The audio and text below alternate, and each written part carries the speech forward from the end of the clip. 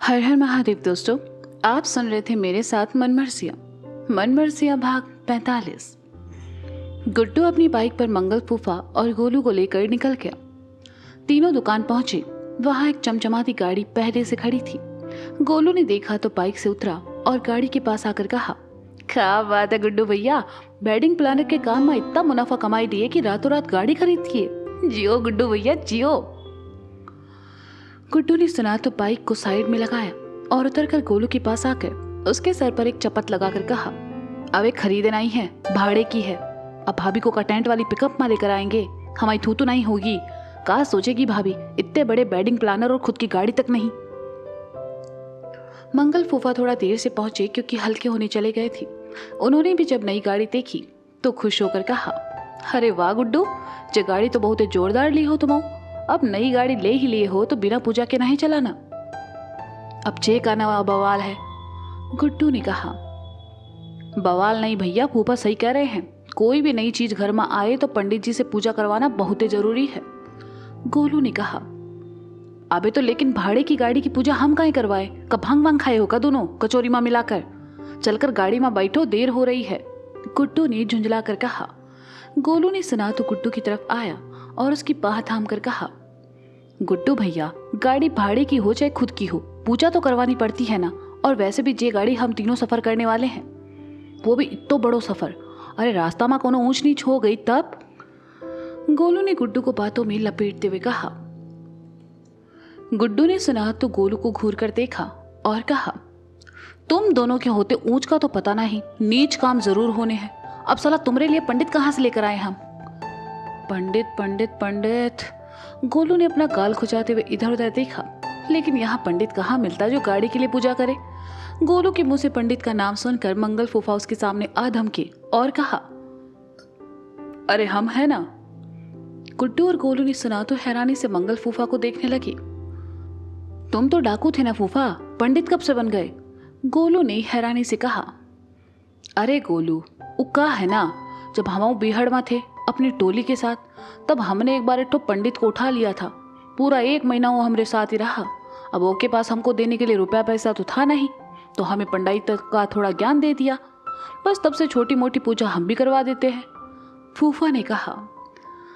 गोलू ने सुना तो मारे खुशी के फूफा के चेहरे को अपने हाथों में थामा और उनके टकले पर जबरदस्त चुम्मा देकर कहा, अरे जियो फूफा। लेकिन अगले ही पल गोलू के चुम्मे के साथ साथ चमेली के तेल का स्वाद भी आया तो फूफा की खोपड़ी पर बचे बालों में चुपड़ा हुआ था। गोलू ने फूफा को साइड में धकेला और थूकते हुए गुड्डू से कहा, गुड्डू भैया, आपका काम हुई गवा, पंडित की समस्या खत्म। गाड़ी की पूजा अब फूफा करेंगे। किससे? हवा से। अबे पूजा करने के लिए पूजा का सामान भी जरूरी है, गुड्डू ने झुंझला कर कहा। अब पूजा अपना सामान काहे देगी? वो तो खुद कॉलेज के दिनों में लाली लिपस्टिक का पैसा हमसे लेकर जाती थी। गोलू ने गुड्डू की बात का कोई और ही मतलब निकाल कर कहा। गुड्डू एक तो पहले से खिंचा हुआ था। गोलू की बात सुनकर उसे बाह में दबोचा और कहा, अबे तुम्हारे ऊपर का माला खाली है का? साले हम पूजा के सामान की बात कर रहे हैं, धूप बत्ती की। साला तुम दोनों मिलकर ना हमको पागल कर दोगे। गोलू ने सुना तो उसे समझ आया और उसने खिसिया कर कहा, अरे सारी गुड्डू भैया, हम कुछ और ही समझ लिए। पूजा का सामान हम लाते हैं ना। तुम लाओगे? कहाँ से लाओगे? मार्केट यहाँ से 7 किलोमीटर दूर है। सारा बखत जे सब में बर्बाद कर दोगे तो चंदौली कैसे पहुंचोगे? गुड्डू ने गोलू को मंगल फूफा की तरफ धकेल कर कहा। गोलू ने सुना तो उलझन में पड़ गया और अपना सर खुजाते हुए मंगल फूफा की तरफ देखा और बोला, ए फूफा, जब बिना सामान के पूजा नहीं हो सकती का? मतलब 2-4 मंत्र वंत्र पढ़ के? का है कि यहाँ आसपास में तो पूजा का सामान मिलना मुश्किल है और गुड्डू भैया को निकलने की जल्दी। बिना सामान के भी पूजा हो सकती है, पर एक ठो नारियल तो बहुत ही जरूरी है। वो अगर मिल जाए तो फिर समझो ऐसा मंत्र पढ़ेंगे कि 4 पहियों की गाड़ी हेलीकॉप्टर बन जाई है, मंगल फूफा ने कहा। गुड्डू मंगल के पास आया और कहा, ओ फूफा, जे गाड़ी को ना गाड़ी ही रहने दो और जो करना है जल्दी करो। गोलू ने देखा कि सामने ही एक परचून की दुकान थी। वह भाग कर गया और वहां से एक नारियल साथ में कुमकुम का पैकेट ले आया। गोलू ने नारियल और कुमकुम लाकर फूफा को दिया तो फूफा मुस्कुराए और कहा, पूरे गुप्ता खानदान माँ एक तुम ही समझदार हो गोलू। नारियल के साथ कुमकुम भी ले आए अब तो। अरे अब तो गजब की पूजा करें हैं हम, जरा थोड़ा पानी भी ले आओ, कुमकुम को गीला करें। गोलू ने इधर उधर देखा, गाड़ी के डैशबोर्ड में ही पानी की बोतल दिखी तो उसने दरवाजा खोला और बोतल लेकर आया। फूफा ने कुमकुम निकाला गोलू की हथेली पर और पानी से गीला करके गाड़ी के बोनट पर स्वास्तिक बनाने लगे। उन्होंने स्वास्तिक बनाया लेकिन गोलू का ध्यान उस पर नहीं गया। फूफा ने फटाफट मंत्र पढ़े और यह मंत्र देखकर गोलू हैरान था। फूफा ने थोड़ा कुमकुम लेकर अपने ललाट और गोलू के ललाट पर लगाकर कहा, जाओ गुड्डू को भी एक ठो तिलक लगाए दो। गोलू ने सुना तो मुस्कुराते हुए गुड्डू के पास आया और कहा, भैया तिलक। गुड्डू ने सब्र का घूंट निकला और अपना ललाट गोलू के सामने कर दिया। अब गोलू के साथ कब क्या हो जाए इसकी खबर तो खुद गोलू को नहीं थी।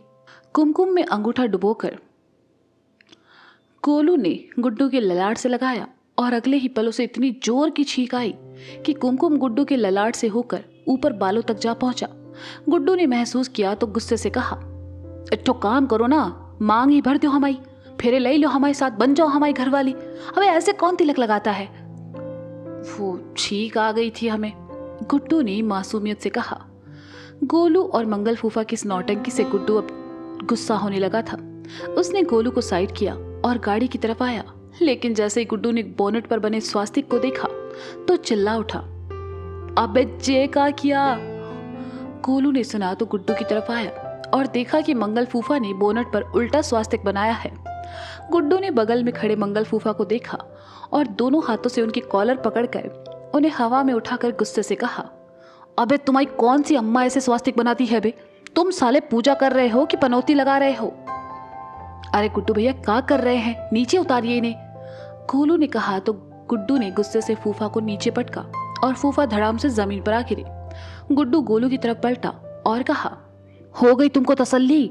पूजा करवाते हैं। अबे हमारी गाड़ी नहीं है जे, ऊपर से जे कलाकारी और दिखा दिए तुम्हारी जे फूफा। अरे गुड्डू भैया गुस्सा थूक दीजिए ना, गोलू ने प्यार से कहा। कहाँ थूके? तुम्हारे मुंह पे, गुड्डू ने गुस्से से कहा। अरे हमारा मतलब शांत हो जाइए, उल्टा बनाए हो सीधा बनाए हो, स्वास्तिक तो है ना। अब हम चांद पैरों पर खड़े होकर देखें या सर के बल उल्टे होकर देखें, रहेगा तो चांद ही ना। गोलू ने गुड्डू को समझाते हुए कहा। तुम्हारा जो लॉजिक हमें कुछ समझ नहीं आया गोलू, गुड्डू ने कहा। हमें भी कहाँ समझ आया, कहते हुए गोलू फूफा के पास आए और उन्हें जमीन से उठाकर कहा, ए फूफा, हुई तुम्हारी पूजा कि अभी और बाकी है? फूफा ने हाथ में पकड़ा नारियल गोलू को देकर कहा, बस गाड़ी के सामने जो नारियल फोड़ दो तो पूजा संपन्न है। गोलू ने नारियल लिया और जैसे ही गुड्डू की तरफ जाने लगा, मंगल फूफा ने कहा, ए गोलू, हमारी दक्षिणा तो देते जाओ पहले। गोलू ने सुना तो पलटा और कहा, कहो तो जे नारियल तुम्हारी खोपड़ी पे फोड़ दे, तसल्ली नहीं है, कहीं भागे जा रहे हैं हम। अरे दे देंगे। अरे ठीक है, हम तो बस याद दिला रहे थे, मंगल फूफा ने छींप कर कहा। गोलू गुड्डू के पास आया और कहा, गुड्डू भैया ये पकड़ो नारियल और गाड़ी के सामने फोड़ दो, जे काम भी तुम ही कर लो, गुड्डू ने खींच कर कहा। अरे का गुड्डू भैया, जाने दो ना गुस्सा, लो नारियल फोड़ो और फिर चलते हैं चंदौली, मकसद भूल गए का? गोलू ने आखिरी शब्द बहुत ही गंभीर होकर कहे। का आतंकवादी हो तुम जो मकसद की बात कर रहे हो? भाषा सुधार लो अपनी, वरना किसी दिन बेमौत मारे जाओगे। कहते हुए गुड्डू ने गोलू के हाथ से नारियल लिया और गाड़ी के सामने आ खड़ा हुआ। मंगल फूफा ने एक पत्थर लाकर गाड़ी से कुछ दूर रखा और कहा, सुनो गुड्डू, जब पत्थर पर मारना जल्दी फूट जाई है। गुड्डू ने भगवान का नाम लिया और जोर से नारियल दे मारा, लेकिन जितनी खराब गोलू की किस्मत है उससे 4 गुना ज्यादा खराब किस्मत गुड्डू की है और गुड्डू से भी 4 गुना ज्यादा खराब मंगल फूफा की। गुड्डू ने पत्थर पर जो नारियल मारा वो तो नहीं टूटा, लेकिन नारियल उछलकर लगा सीधा गाड़ी के शीशे पर और पूरे शीशे में दरारें। वहां से उछला नारियल जाकर लगा मंगल फूफा के ललाट पर और मंगल फूफा पीठ के बल सीधा जमीन पर। अरे गुड्डू भैया, जे का किया? गुड्डू के पास आकर गोलू ने कहा। अरे हमने कहा क्या, हम तो नारियल तोड़ रहे थे, गुड्डू ने गाड़ी के पास जाकर शीशे को देखते हुए कहा। गोलू भी गुड्डू के पास आया और कहा, अरे गुड्डू भैया बच गए, सिर्फ शीशा में स्क्रैच हुआ है, टूटा नहीं है। कहते हुए गोलू ने जैसे ही शीशे पर हाथ रखा, शीशा भड़बड़ा कर गिर गया और अब गाड़ी का सामने वाला शीशा पूरी तरह से बर्बाद था। गोलू ने झेंपते हुए गुड्डू को देखा तो गुड्डू ने खींचकर एक थप्पड़ गोलू को मारा और कहा, और करवाई लो पूछा। गोलू गाल से हाथ लगाए चुपचाप पीछे हट गया और गुड्डू ने एक बार फिर अपना सर पकड़ लिया। मिश्रा जी का घर कानपुर। शगुन को किचन से बाहर भेजकर लवली फूफा और बुआ के लिए खाना बनाने लगा। लवली जो बना रहा था वो खाना सामान्य नहीं था, बल्कि वह फूफा के लिए कुछ स्पेशल बना रहा था, जिसे खाने के बाद फूफा का क्या हाल होने वाला था ये तो फूफा खुद भी नहीं जानते थे। लवली ने फूफा के लिए आलू गोभी की रसीली सब्जी और सादे घी वाले पराठे बनाए, साथ में खीर और हलवा भी। मिश्राइन ने लवली को रसोई घर में काम करते देख तो उसके पास आई और कहा, अरे लवली, जे क्या कर रहे हो? जे खाना किसके लिए बना रहे हो बिटवा? बुआ और फूफा के लिए। लवली ने कहा, का वो दोनों के लिए तुम वो खाना बना रहे हो? अरे हमाओ बस चले ना तो दोनों को जहर दे दे। कैसे तुम्हारे पिताजी को सुना रहे थे दोनों? अरे कुत्ते की दुम सीधी हो सकती है पर दोनों नहीं। मिश्राइन ने कुड़ते हुए कहा, जहर तो नहीं अम्मा, पर जहर से थोड़ा कम ही समझ लो। लवली ने कहा, का मतलब? मिश्राइन ने पूछा। अरे हमाओ मतलब पहली बार खाना बनाए रहे हैं ना, तो मिर्च मसाले थोड़े कम ज्यादा हो सकते हैं। आप यहाँ क्या कर रही है? जाइए पिताजी को संभालिए, फिर कहीं वो आदर्श फूफा से बहस ना करने लग जाए। लवली ने बात को संभालते हुए कहा। मिर्चाएं चली गई। खाना तैयार था। लवली ने उसे 2 थालियों में परोसा और बाहर ले आया। उसने दोनों थाली डाइनिंग टेबल पर रखते हुए कहा, ए भुआ फूफा आओ खाना खाए लो। अब आदर्श फूफा तो आदर्श फूफा है, उनको करना था सबको परेशान, इसलिए ऊंची आवाज में कहा, हमारा खाना हिया लेकर आओ। वो डाइनिंग टेबल पर भूखे नंगे लोग खाना खाते हैं, हमाओ नहीं। लवली ने सुना तो उसका मन किया कि सारा का सारा खाना फूफा के मुंह पर फेंक दे, लेकिन उसने गुस्से का घूंट निकला और थाली लाकर फूफा के सामने रख दी। फूफा घर वालों से नाराज थे, लेकिन जैसे ही थाली में खाना देखा उनके मुंह में पानी भर आया और वे अपना गुस्सा भूलकर खाने पर टूट पड़े। बुआ भी अपनी थाली लेकर फूफा की तरफ चली आई और कहा, खाना कैसा बना है कोमलिया के पिताजी? अरे राजकुमारी, जैसे बढ़िया खानो तो हम आज तक नहीं खाए, तुम भी खाओ। कहते हुए फूफा ने एक बड़ा सा निवाला मुंह में रखा और अगले ही पल उनके पेट में गुड़गुड़ होने लगी। फूफा ने झेपते हुए लवली को देखा और फिर थाली टेबल पर रख राजकुमारी की तरफ देखकर कहा, हम अभी आते हैं।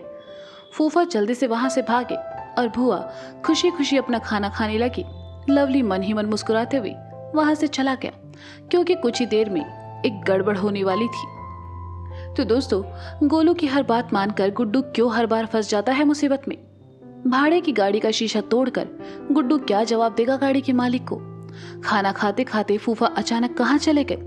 जानने के लिए सुनते रहिए मनमर्जियां मेरे साथ। और कहानी अगर आपको पसंद आ रही है तो इसे लाइक करें, कमेंट करें, मेरे चैनल को सब्सक्राइब करें और सुनते रहिए मनमर्जियां। Bye bye.